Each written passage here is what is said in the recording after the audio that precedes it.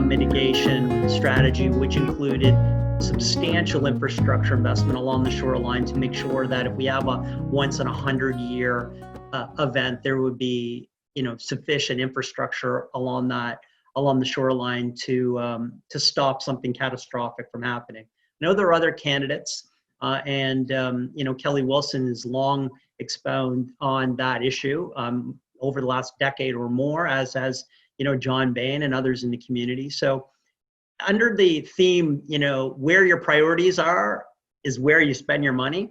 There have been appropriations, and I think have been wise, that show that the town is willing to make that financial commitment to mitigate climate change, which is and the negative impact of weather that would impact the shoreline. So I think we're making progress. We'll see if our partners in the federal and provincial government ever actually decide to award those dollars. I know we've been begging for 2 years now for those funds to be released, and I'm hoping in the next 4 years that does happen. Wonderful, thanks, Joe. And then just open it up. Are there any of the other candidates who would like to build off what Joe has said, or kind of add further comment or perspective? Francis, I see your hand is up. I just wanted to add on to what Joe was saying. I think what I would love to bring to the table is just be a reminder to council that that's something that they've committed to. It doesn't mean that what was committed to by the last council gets erased once we get into council. So I would like to be, I guess, a reminder. I'm not a climate change expert, so we'll definitely be relying upon folks in the community who have the skills and the expertise to be able to support us as we go forward. So maybe bringing that voice to council, finding ways that those voices can get to council is something that I'd want to explore with my fellow councillors. So thought I'd put it out there. Thank you, Francis. Any other? Richard and then Penny.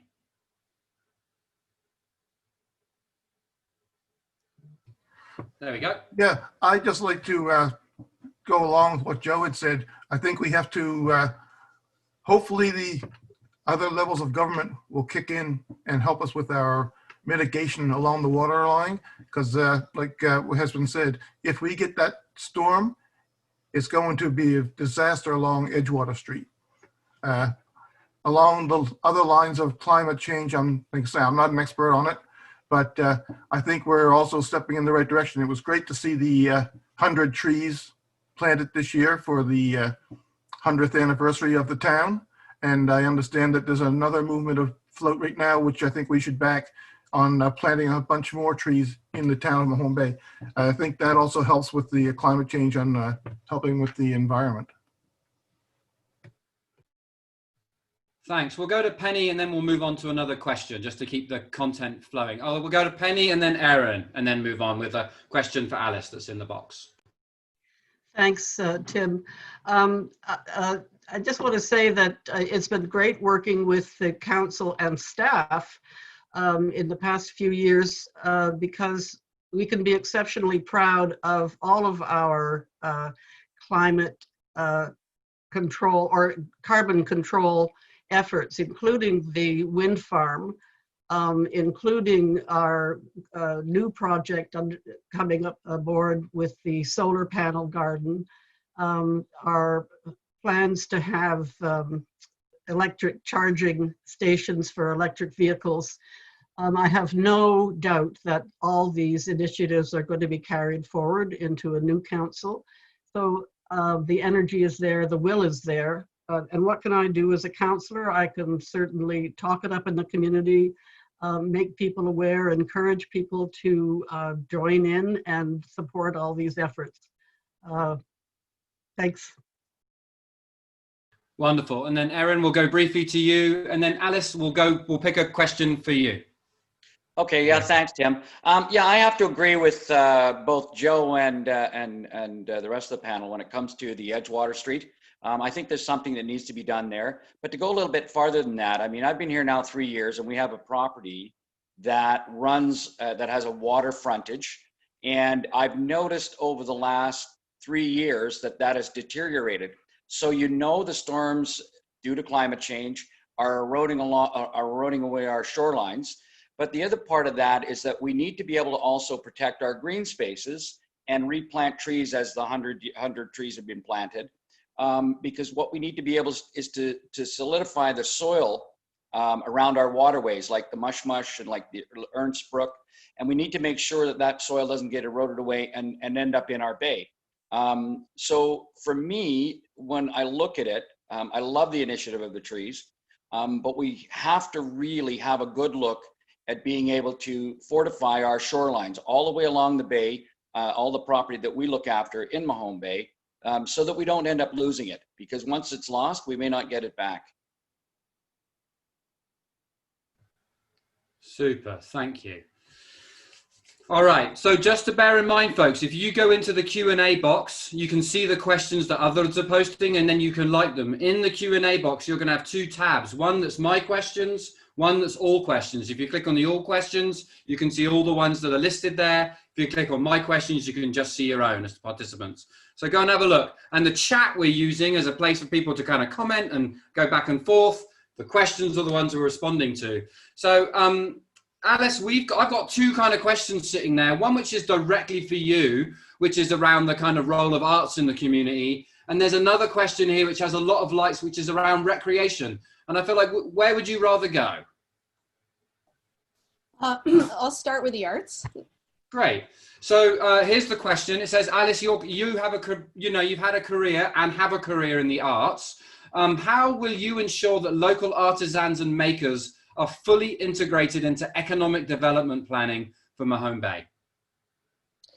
I think we have an incredible town with people who are working in all sorts of different fields, but particularly within the arts, there's a natural creative impulse in terms of approaching different problems, including things like, I would even say infrastructure ideas, shoreline mitigation design ideas. I think it needs to be a real focus of economic development also. It's been proven that the arts are a huge draw for communities, and it's been sort of a saving force in Nova Scotia. And it's maybe a little bit underrepresented and regarded. But I think there's many different committees where artists can be wrapped into or their skills can be tapped. Lots of different design ideas, like I say, in terms of things like gardens, architectural ideas, even festivals too. I mean, there can be much more of a focus on making those an attraction in Mahone Bay. Literary festivals, artistic festivals of different sorts. Wonderful. Thank you so much, Alice.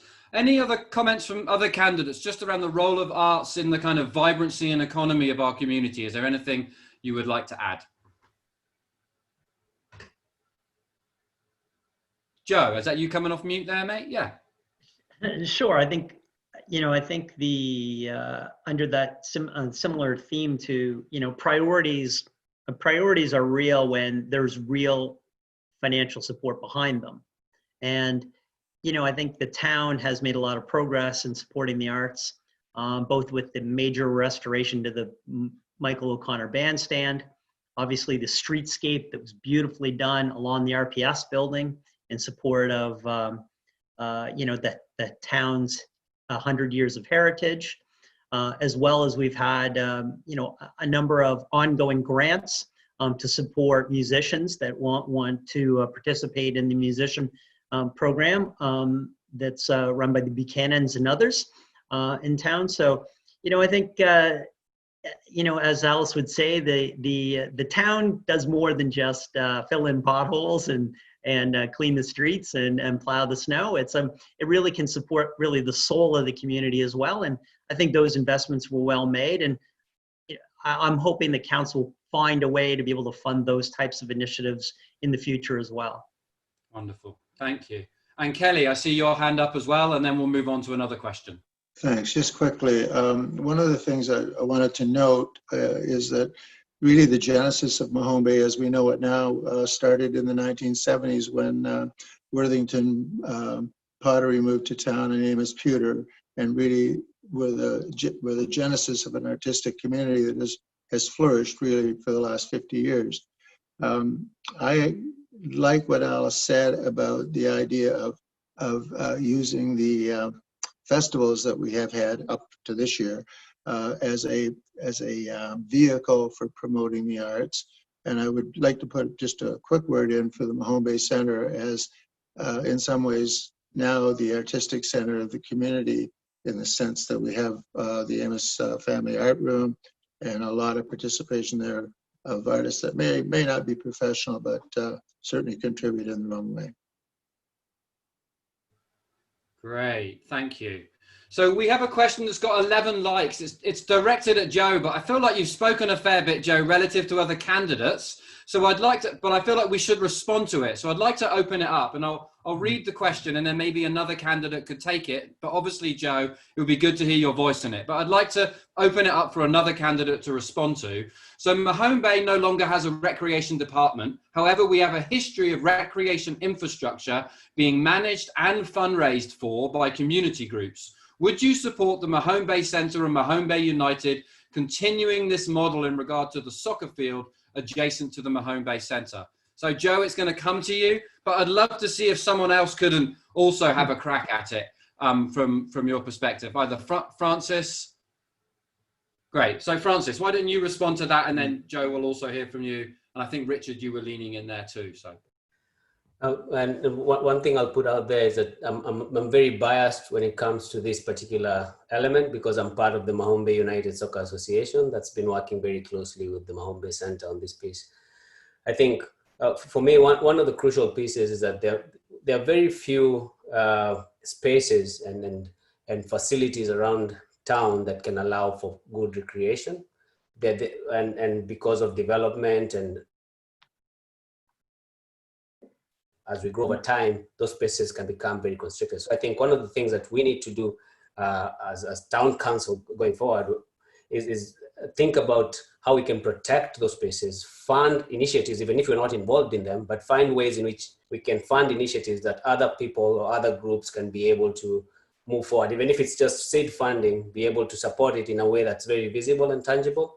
The other piece is that recognizing that we don't have a recreation department, I think we need to allow those groups to have a little bit of autonomy in what they're able to, just giving an example, what's been happening right now with the basketball court and the benches that are put in there, those are initiatives that people in the community have sort of brought to the fore. So if community folks are allowed to be able to flourish and do things that might improve the spaces we have, we might have, I believe, more recreation opportunities, and we may be able to engage a wider range of people. So sitting at the age-friendly committee meeting, we've always been talking about benches. Where do we put them, and how do we encourage people to walk around? I think the community has shown us that if we allow them to help us out, we can do more than what the town council can do. So just thinking about bringing that capacity to work alongside town would be a great idea. Thank you, Francis. And Joe, it was directed at you, so I'm going to pass it to you. So I'll be brief and try to sum this up in 1 minute or so, I promise. Great. So this is a good example of an excellent question that a councillor or the mayor would receive, that you think there's a very clean, easy answer, and there's often layers and nuances that are important to understand. The Mahone Bay colloquially, the Mahone Bay soccer field is it's not green space, it's not parkland, it's actually classified as surplus property, surplus land in the town. And while I have absolute confidence in the skill and intent of the Mahone Bay Center to manage that space to the benefit of the recreational requirements of the town, I have expressed concerns about the fact that that property, which is surplus land, may not be available at a future date, at some future time, potentially many years down the road, to be a big part of a solution to affordable housing. So it's not a situation where I've expressed concerns about the quality of management of the facility, but rather taking a longer term approach and wanting to have an honest conversation with the community about the optimized use of that property over decades of time versus sort of immediate enjoyment that we've had with that property over the last 10 years or 15 years or so. So in my mind, we talk a lot about affordable housing. We talk about affordable housing strategies and how I think all the panelists will agree how important that is. In my mind, that land maybe is part of that long-term solution. But, I'm open-minded and am willing to work with, the future council and the Mahone Bay Center. But I do think that there needs to be an honest conversation about forever. And sometimes things change and requirements may change for the overall good of the community. So that was really my thing. I'm gonna converge you there, and then just see if there's any other. Yeah, Penny, I see you wanting to come in there, and Richard. So again, I can feel the heat of it, and Aaron. So keep as much as possible. Keep your comments targeted and pointed. Thank you. So I'm going to go back to the question which asked about the efficacy of the community groups working with the town. I fully support that model. It's been well demonstrated that it's really effective, and I think that it's good for council to be engaged in that kind of collaborative partnerships. And as Francis said, the community groups have the ability to be much more nimble in their response than council, which is bound by much more rules, regulations, procedures, and so on. So I really support that community council rapport and partnership. Very important. Wonderful. Thank you, Penny. Richard, and then Aaron. Yeah, first of all, I would like to congratulate the center and the United soccer team for the great job they've done on the basketball court. Living right here, I've seen all the work that went into it and that type of thing. So thank you very much. I also agree that I think the community groups can work together on doing certain things. I think also, though, it has to depend on what type of an arrangement can be made with the town, because we, like Joe had said, we do have to look down the road further. So it might not be as long a term as what some people would like, but I do think we have to support the community groups and help them to develop some of these spaces as much as we can, at least in the short term. Thanks, Richard. Aaron will come in, and then Kelly, I see your hand up as well. Thanks, Tim. My question is, and being a newbie here, why don't we have a recreation department anymore in Mahone Bay? And the other thing is that when we look at all these different groups that we have, like I'm part of the Mahone Bay Tennis Club, I play badminton in the Mahone Bay Center, which is a fabulous place to play badminton. And then I was trying my hand at soccer with Tim and the lads. But why don't we have somebody that, or a committee that we can have to draw on that looks after all of these things for us, so we can be able to put them into perspective so we can utilize them, if you understand what I'm saying. So we've got a group from the tennis club, the badminton club, the soccer, basketball. How do we bring those all together so that we can, for community use? Does that make sense? Thanks, Aaron. Yeah. And Kelly, over to you. Kelly, you're muted, mate. So you got to unmute before you come in. No, that's all right. Happens all the time. My apologies. I totally support the initiative and initiatives like it. And I would just point out that just because something might happen to that property in the distant future is no reason not to do something that makes a lot of sense now. Great. Thank you. And Alice, also, lovely to hear your opinion on this as well. I saw you raising your hand.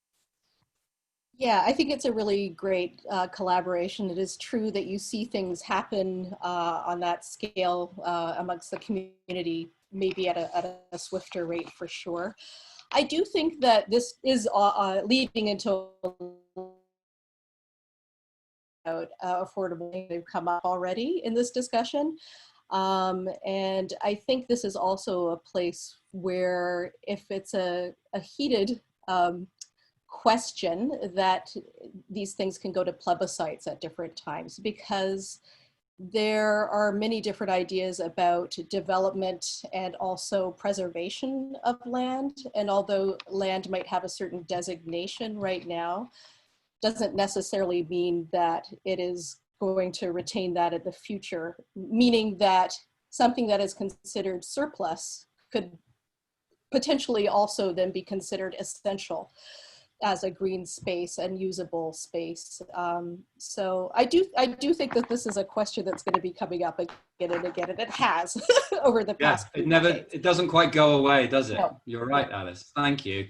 And so a real range of perspectives there, folks. You know, the long-term planning around affordable housing, keeping our options open, to forming a committee, to supporting community-led kind of like changes within the town. So like, you know, you can begin to see the kind of range of perspectives that exist at council, and like the kind of conversations that may happen among these individuals as they step into that office. So Penny, I'm going to bring a question to you, partly because you were talking particular. I know you're on the age-friendly committee, but there's a question here that has kind of 10 likes. Oh, I'd say that's a slightly different one. So it's to all. So Mahone Bay has traditionally been settled and continues to be governed by the white middle-aged middle class. As increasingly diverse nationalities, cultures, and age groups arrive to settle here, how do you see yourself helping newcomers find a happy niche? Right? So our community is changing in age, it's changing in diversity, its demographics are changing. And so therefore, of course, our leadership and our facilities and our infrastructure needs to change to match that changing world. How would you as a leader support that or be involved in that, Penny? Well, as there was mentioned, that I'm chair of the Age Friendly Community Committee, and one of the goals and objectives is that Mahone Bay be an inclusive community. And in order to do that, we have to listen, talk, listen, discuss, hear from the people who are not feeling included at the moment. This is sometimes easier said than done. For example, we've had on our agenda at the Age Friendly Community Committee our intention of including more youth for involvement with the committee, and it's been very hard to actually operationalize that, but we're going to keep trying.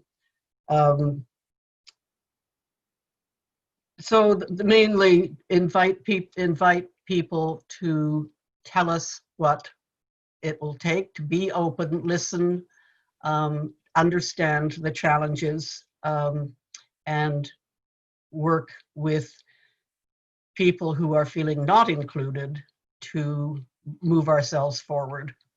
Super. Thank you, Penny. Are there any other candidates? Francis and then Erin. We'll go down there. And then Alice, I see you. So got a few hands up. So we'll go Francis, Erin, Alice, Richard. I think to allow or attract people to settle in Mahone Bay, I think one of the things that we need to do is just make it visible that a diverse group of folks live in the town. And I think my candidacy is all about that, just to make sure that we can show people that Mahone Bay is welcoming and respectful of different folks from all walks of life. I think that's one piece. The other thing is that just like in a home where obviously there will be disagreements, there will be things that you do not agree on. When you're out facing to the community or when you're out facing to the world, it's important that you come together even if there's difference. And I think that's pretty important in how we as a council, what kind of face we put out there. And I'm talking futuristic, so not being overconfident here, but I think it's important that as we get into this space where we will be interacting with each other, that even in those interactions, they are full of respect. There's cultural competence in how we address things. And we also seek out voices that are not predominant at the table. So even when we have discussions at the council table, it's important that we ensure that folks who in many ways do not have a voice at the table get a voice. So even if we forget about minority groups and things like that, there are people who, because of socioeconomic status, because of what they do in terms of work, they're not able to bring their voice to this council table. I think it's up to us as members of council, futuristically, to think about how do we engage those folks and have their voices at the table. And that way we'll create a community that sort of speaks to everyone. Wonderful, thank you. So Erin, you had your hand up, as did Alice. Erin, do you want to take it now? I just saw you go on and off. So Yeah. No, I just look at another question. Great, thank you. I don't know if anybody's familiar with it, but years ago when we came in as immigrants, what we had was a group called Welcome Wagon. And so when you showed up in the community, you had people from within the community that would come to your home, introduce themselves, explain everything about what was going on in the community, and point you in the right direction. I mean, there's people in here looking for, somebody recently was looking for something on the Mahone Bay Community Bulletin, and Welcome Wagon had that ability to do that. So it'd be two people would come to your house, have a chat, fill you in on the locals. You had any questions, and they would basically welcome you and let you know, welcome to welcome to Mahone Bay, and this is what we can do for you, and this is what we are as a community. I don't know if anybody else has experienced it, but I mean, I can remember the two gals that came around for Welcome Wagon, which was very, very inviting and very much appreciated. I know by my parents. Great. I think two of the founders of the hub that I was part of actually met at one of those welcome meetings at the Mahone Bay Centre. Right. Quite remarkable. Alice, your perspective. Yes, I think it's really important that that people are explicitly made welcome at the table. And that means being very clear about being an anti-racist town or working towards that. I know that there are different task forces and committees that are being developed in other towns and regions. And this is, for as long as Canada has been around, this has been an issue. And it's something that needs to be addressed, and people need to be welcomed, brought in from marginalized communities, Black, Indigenous, people of color, gay, lesbian, LGBTQIA, and various other groups, in order to be able to contribute their own experience in the development of clear policies around actually welcoming people and making them feel that they can be heard. There are just very explicit statements that need to be made and followed through on. Great. Thank you, Alice. It's certainly the world we live in. And of course, as a community, we need to adapt and be part of that. Richard, I think you had your hand up for a comment there. And Kelly, I think you also did as well. For a while, Mahone Bay, when I grew up here, there was lots of children, lots of young families. That seemed to disappear for a while, and we became widely known as a retirement community. I think that's all changing now. I know in our neighborhood, there's a lot of younger kids, and I love seeing it. It's great. So yeah, I think expanding on Erin's thought there, I thought the same thing. There used to be a welcome committee at one time in Mahone Bay, a welcome wagon. It wouldn't hurt to institute that and somehow get the word out to the new people coming into town as to what's here, what they can get involved in, and they'd be certainly feeling more welcome if they became members of some of the organizations in town. Wonderful, thank you. So Kelly, I feel like I haven't heard from you from a while, so I'm going to bring us into a new question, if that's all right for you. And it was one that was addressed for any candidate, but it's kind of top of the list in terms of likes. So what is your opinion regarding support of public transport to connect Bridgewater, Mahone Bay and Lunenburg? So obviously there's been various kind of movements for this over the years. Kind of where are you at, and how would you turn up on council in relation to that? Well, this has been a problem and an issue that's been talked about since almost forever, I guess. And I guess the first thing I can say is I really applauded the initiative they took in Bridgewater, I guess maybe 3 years ago now, when they started their bus service. And I was encouraged by the notion of expanding that to a route that included Mahone Bay and Lunenburg on a trial basis.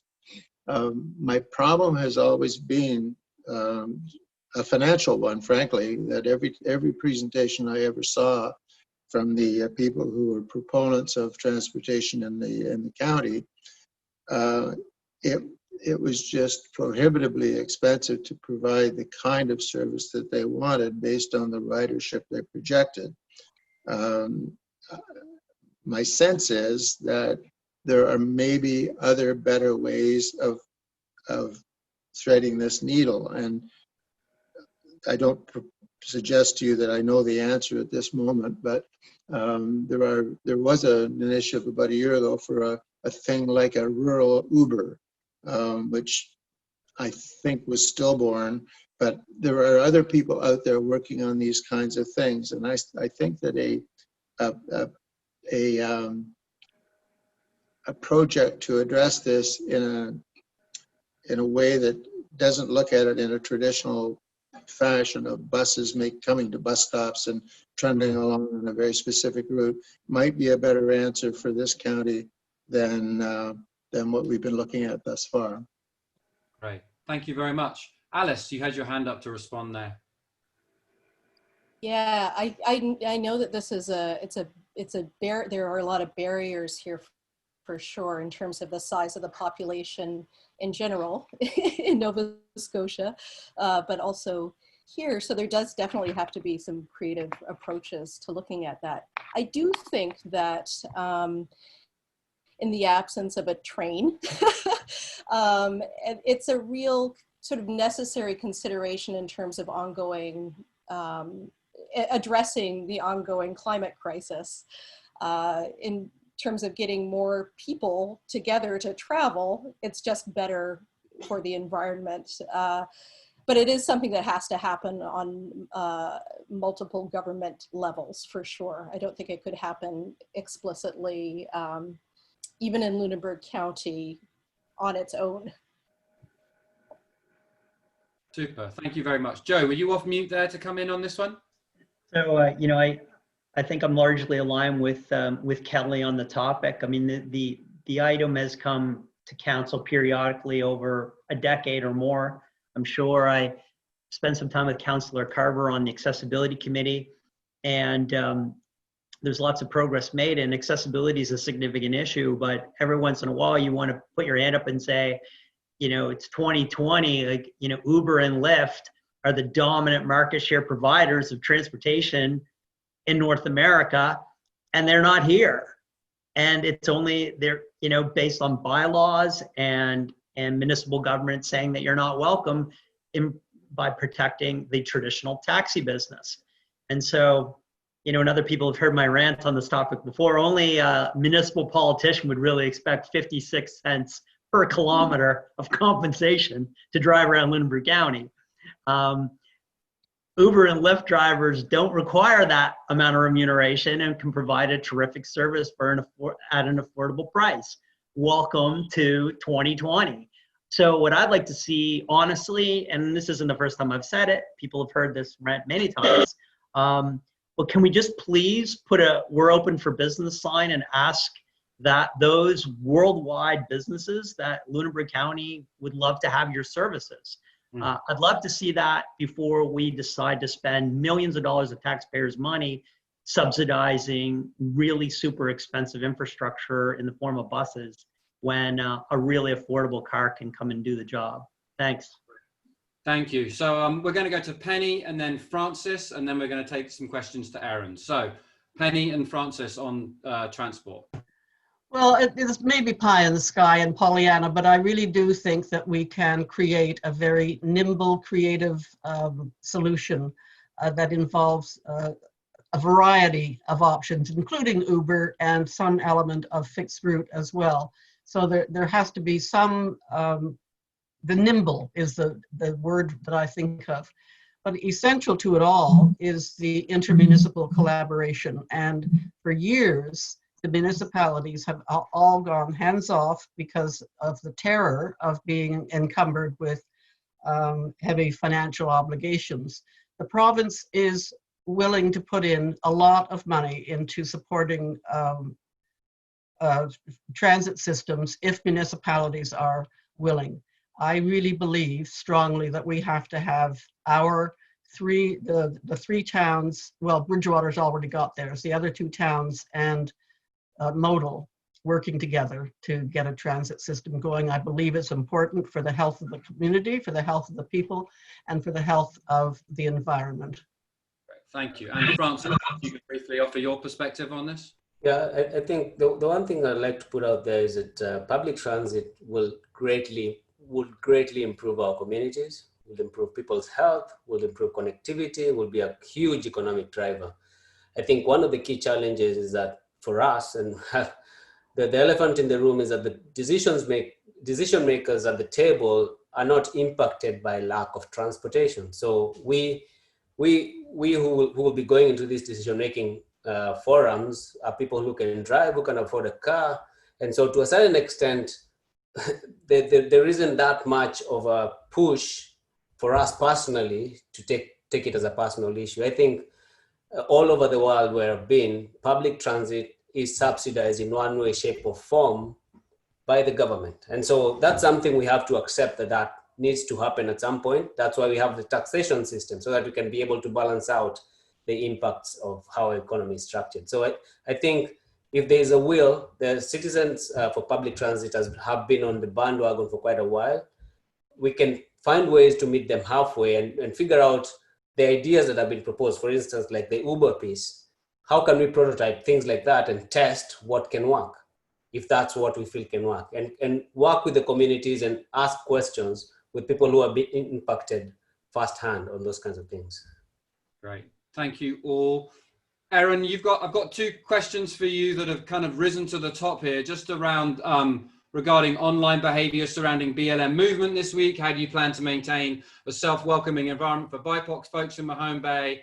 And how can you ensure that controversial views on BLM, if picked up in the mainstream media, won't have a negative effect on the town of Mahone Bay? Now, I want to make sure we get to questions around housing because there's a clear theme there, but I also wanted to provide you a public opportunity just to respond in whatever way you would like, rather than open it up to other candidates, because they're both directed at you. But here's a platform or opportunity for you to speak your perspective to the 73 participants we have here, and then we'll move into a final question around housing.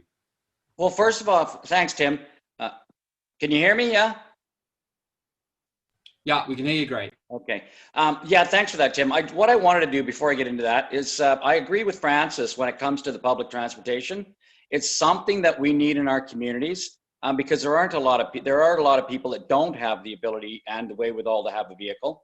And so to have that connectivity and being able to get from Bridgewater to Lunenburg, from Lunenburg into Mahone Bay, and Mahone Bay back down to Bridgewater, or Mahone Bay into Lunenburg, it'll also create tourist travel as well, because if a tourist can jump off on a bus in one of the other communities and come along to us without having to take a vehicle, it's going to provide that ability not to have to clog up our streets with vehicles parked all over the place. So I have to agree with Francis when he says about the public transportation. It's something that we need to look at, and I think it's something that's very important for the growth of our communities. Excellent. And again, it's just great to hear the range of perspectives that exist on the council, because what that points at is the really fruitful, productive conversation that could be had, right? So that's good to hear. And so then, Erin, the kind of questions to you were around kind of a safe, welcoming environment for BIPOC folks, and a concern around how, if some of your kind of online activity, as it was articulated there, was picked up by mainstream media, how that might impact the public image of Mahone Bay, were the two questions. So an opportunity for you to respond to those before we take it into a final question around how. Yeah, good questions, Tim, and thank you for that. Listen, I've put a lot of thought into this, and the BLM matter actually is quite in depth. I've done a lot of research into it. And for myself, I have views with regards to my understanding of how it works, and there's different levels of it. I was able to understand that there is BLM as a TM, which is a trademark, and the founders of that came about because of a murder of a Black individual back in 2014. There's also the hashtag Black Lives Matter, which has got probably a following of somewhere around 26 million people. Again, that's a different faction of BLM. And then there's there's a myriad of groups around the world that associate themselves and tie themselves into Black Lives Matter. For me, Black lives do matter. I've always said this. It's something that is important to me, as Indigenous lives matter, as my life matters, as your life matters. And the thing is that one of the things I found here, for me, there was something that was taken off of my personal Facebook page, and it was twisted and put on somebody else's page without my knowledge. Now, one of the things is I have to be held accountable for this. And I've spoken to a lot of people with regard to this matter, and I don't take it lightly. The harshness that's come back through the Facebook, on Mahone Bay Community Bulletin, on my personal page, I'm not interested in getting into an argument with people, because it doesn't matter what I think or how I think in that regard. What it does is that, sorry, are you okay? Oh, poor Tim's coughing away here, for crying out loud. Sorry, and I was distracted. Listen, my point of it is that I don't mean to take anything away, and I don't mean to be insensitive when it comes to the BLM movement. I do understand it. I've done a lot of reading on it. I haven't got involved into minor dialogue because it's not a win-win situation in my eyes. I think Black Lives Matter. There's no doubt in my mind, and everybody that knows me and have had a lot of support on the back channels with regards to this, that know me personally, and they were quite surprised and shocked. The point is, we all matter, but I understand what they're trying to do with BLM. They're trying to take those issues and bring them up so that we are aware of them, that we actually pay attention to the problems that they do have in the Black communities. And I can't disagree with that.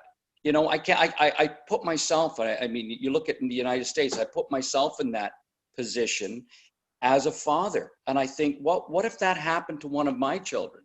Right? What if they had these kinds of problems? If my family had those problems, I try and put myself in somebody else's position, but that I may not have walked in their shoes.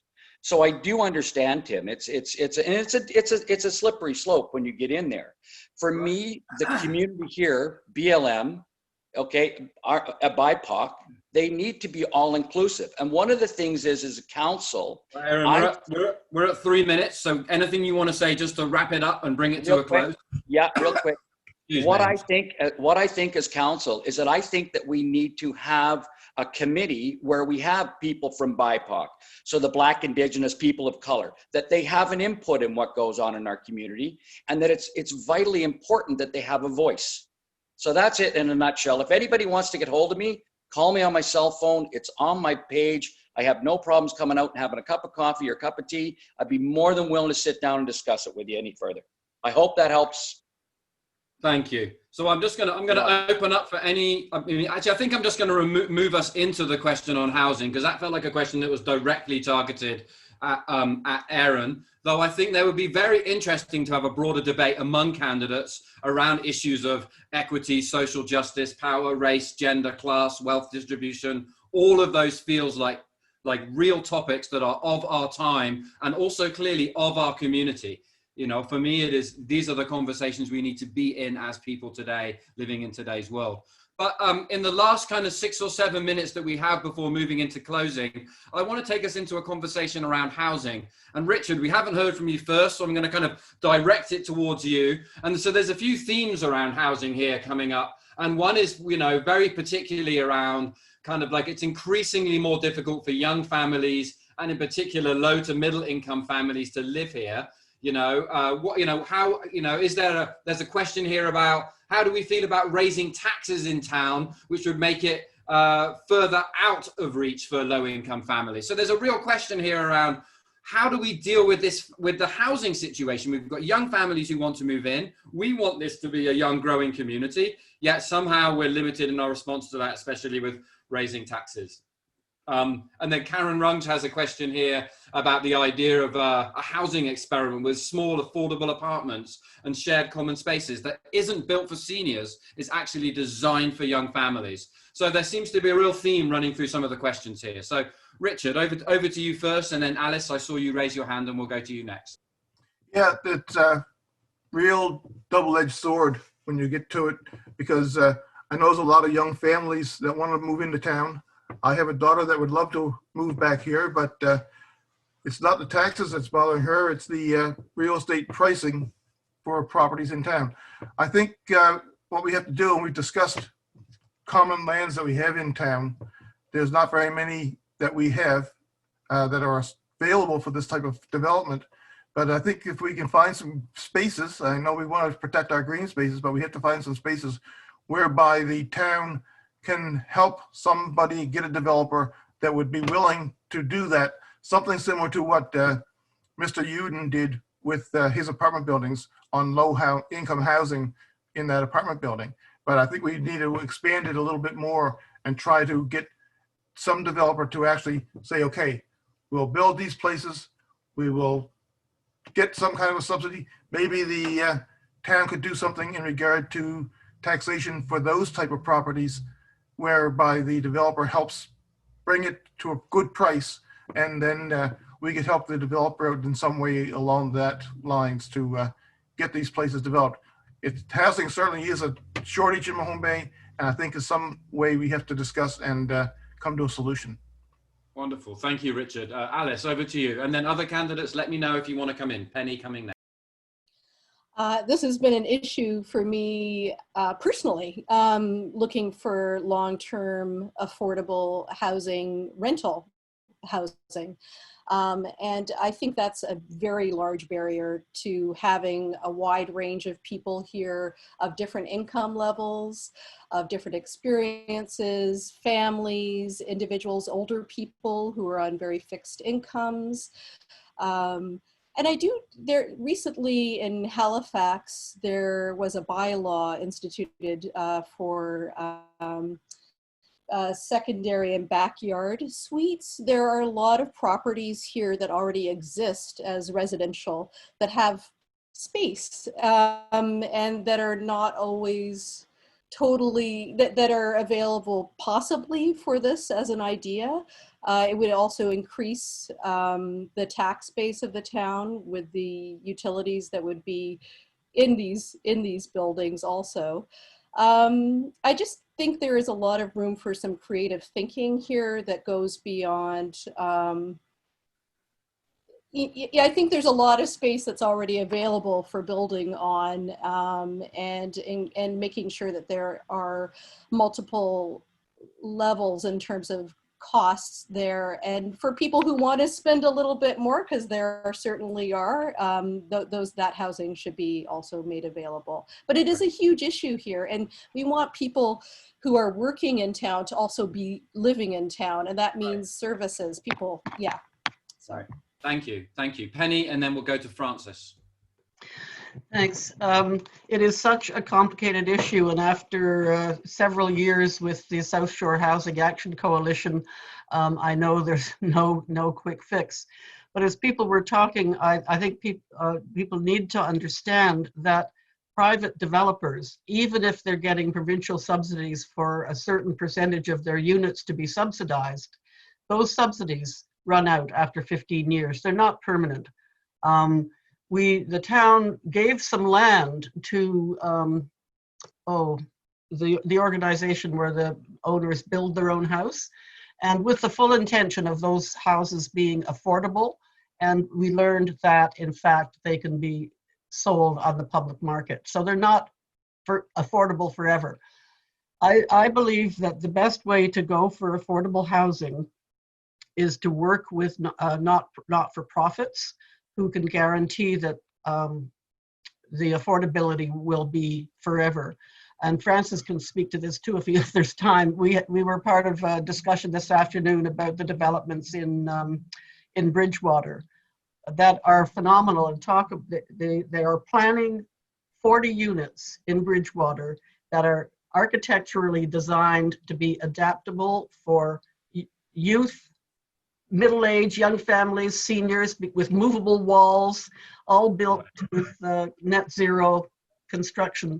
I mean, it's so inspiring. And we were talking about repurposing existing buildings that are empty. There are many ways that municipalities can help by bylaw, their bylaw adjustments, Well, facilities. Penny, that's the 3 minutes. No, it's okay. So I'm just going to bring you to a close, but I also want to make sure we hear from Francis and Kelly before we just do a final round of all the candidates and close out. So Francis and Kelly, if you can just speak, but also watch your time, wanting to be respectful of those who are participating. I mean, I think it's been mentioned. One of the things is that we need to understand that it requires the federal, provincial, and municipal governments to be in sync for us to be able to address affordable housing. But then also us at community level, I'll keep harping on this, is that we need to talk to the people who are facing the difficulties if we are to come up with solutions. Because what I've seen happen is that most of the time we will come up with solutions as middle class, well-to-do folks, which do not really impact the person who's facing the issue. So I think we need to find, as municipal units, find ways in which folks with lived experiences are given a voice and an opportunity to air their views and come up with solutions, because they will have some creative solutions that we don't have at the table at the moment. So that's something I'd like to put out there. Thank you, Francis. And Kelly, over to you before we move into the closing. Thanks, Tim. Just briefly, there are a couple of things that I think can be done. One is Mahone Bay. Remembering we're a small town, but Mahone Bay has a lot of older houses that would be suitable for young families who may not have a lot of money, but have lots of sweat equity available. And if there was a program from the town, from the municipality, that said, if you are renovating one of these older houses on the inside to make it more modern, more functional, we can do something for your taxes over the short or medium term. I think that would help young families get a leg up in terms of moving into town. The other piece of this that the town can affect very quickly is our bylaws do not allow us to even consider some of the alternative housing solutions that are out there. And I think we should take a good hard look at that. Great. Thank you very much. So, folks, we're just going to move in. There's about 3 minutes left. So this is just an opportunity for each of the candidates to give us kind of like one clear message that they would like people to walk away with, knowing that, this is, of course, all of us are meeting many of the people in Mahone Bay and the many activities we're involved in our days. This isn't the end of the dialogue, but if there was one message you wanted people to walk away with, what would it be? And there's 3 minutes. So we're asking you to be careful with your time and keep it short. It's almost like a phrase. What is the most important thing you want people to walk away with? So I'm just going to go how it rolls on my screen. So Kelly, would you go first, and then Richard after Kelly? Sure, thank you very much. Very quickly, I think what the town has to remember is that it's always possible to do more with less. Municipal governments and other governments tend to think of the taxpayer as an endless stream of revenue. We have to stop doing that and keep taxes under control. Great, thank you. We'll go Richard and then Alice. Yeah, I think that we have to really get down to some serious discussions within council. And I just wanted people to know that, I always vote with my heart and with what people want.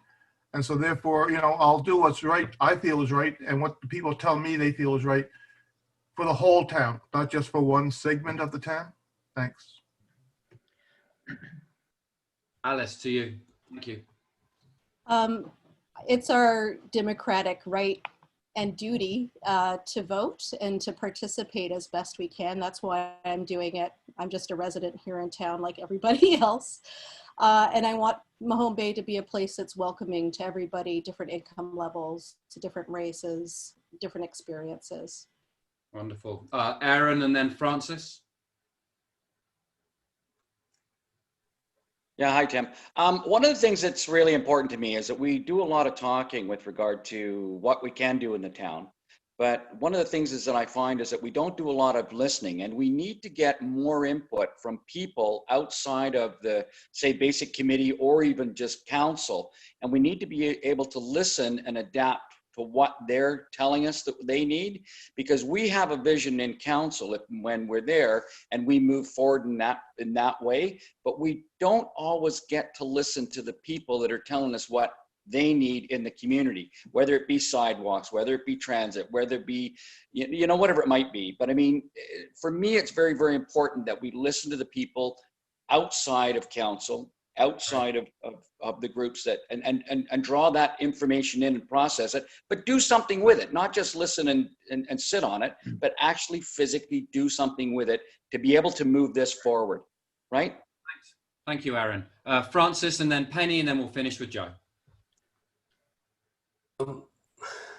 I'd just like to put it out there, when Mahone Bayers are thinking about the elections, is that it's almost, if you think about a sport analogy, it's almost like you're drafting your team.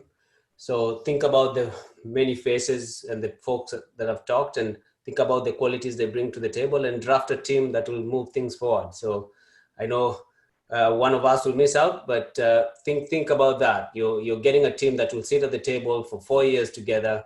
So do your best, vote, and then get a good team in there. Thanks.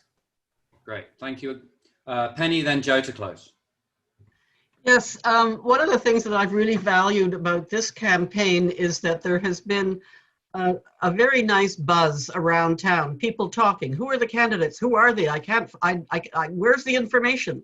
And the dialogue, the discussions, the questions have been great. Really healthy to have that happening in the town. And a message would really like people to go away with is that council is accessible. As I've been talking with people, they were surprised to hear that they could write a letter to council, or that they could come to council and make a presentation, make a pitch for something. Do that. Keep in touch with your councillors. Keep in touch with the council. Write a letter and come and talk with us, because something will happen. Well, maybe. Thank you, Penny. And Joe? Last but not least, so I'm for ongoing steadfast support of the shoreline protection zone. I'm for building the new fire hall. I'm for keeping the cenotaph where it's currently located. I'm for some uncool things like, making sure the perpetual care fund's fully funded. Some nuts and bolts municipal government stuff. And I'd really appreciate your support, and I'm asking for your vote in the election. And there's some fine candidates here. I'm sure it'll be a very fine council. Thank you very much, Joe. To all the candidates, thank you very much for stepping up. It's a vulnerable thing to put yourself out here in an environment where you really can't see the people you're responding to, so just enormous gratitude for your courage to step online and go for it. Thank you everybody who turned up and participated and listened and offered questions. I'm sorry we didn't get to all of them. I wish you all a wonderful night, and we will see each other on the streets of Mahone Bay, I'm sure. Take good care. Thanks, everybody. Thanks, Tim. Thanks, everyone. Thanks, Tim. Thanks, Tim. Thank you, and thank you for showing up, everybody. Yeah, really. What a great turnout. We had about over 75 people. That's great. That's Get out and vote. really great. Get out and vote. That's right. Yeah. Get out and vote. That's right. That's right, Thanks, Richard. everyone. Have a great night. Good night. Take care, Aaron. Thank you. Cheers. Bye.